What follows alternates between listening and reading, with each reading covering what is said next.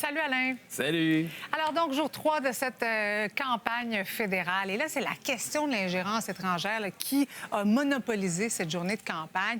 Est-ce que, selon toi, c'est une réelle préoccupation des électeurs? Ça? Non, c'est pas réellement une préoccupation sur le terrain des gens lorsqu'on leur parle. Et ça me surprend de voir Pierre Poilievre qui avait un enjeu qui lui tient à cœur, qu'il avait réussi à mettre dans l'actualité dans les 2 dernières années. Il parlait beaucoup d'inflation, du coût de la vie, de ce que c'est l'impossibilité des jeunes d'avoir accès à la propriété. Son annonce, couper la TPS pour une première maison neuve, et lui-même change le spin, là, excuse l'expression anglaise, dans sa conférence de presse pour parler d'ingérence étrangère, alors que ça ne préoccupe pas vraiment les gens sur le terrain. Ça ne veut pas dire que ce n'est pas un enjeu qui est important, mais est-ce que c'est un enjeu qui touche les gens aujourd'hui? Pas vraiment.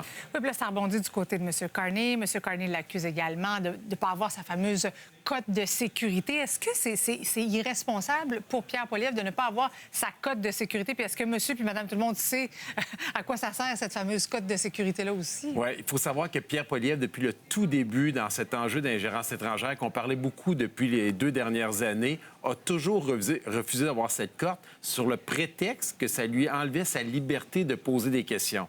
Sincèrement, c'est une ligne qui est relativement faible, en tout cas à mes yeux, puis pour beaucoup d'experts, parce que est-ce que Yves-François Blanchet, est-ce que Elisabeth May, est-ce que Jack Meeting ne peuvent pas poser des questions sur des enjeux sérieux comme ça? Je pense que c'est faux. Puis ça donne une opportunité à Mark Carney d'attaquer sa crédibilité encore une fois. Mais dans ce temps-là, là, quand il y a des sujets comme ça qui s'imposent en raison d'un article, d'un scoop, d'un dernière heure qui sort dans certains médias, bien, on ne parle pas des annonces du jour. Mais ça ne doit pas être évident, ça, à gérer à l'intérieur des partis parce qu'il faut complètement changer l'alignement de la journée, je présume. Là. Tout à fait. Puis en général, c'est des partis politiques qui se plaignent des journalistes qui changent l'orientation. Ça arrive très souvent.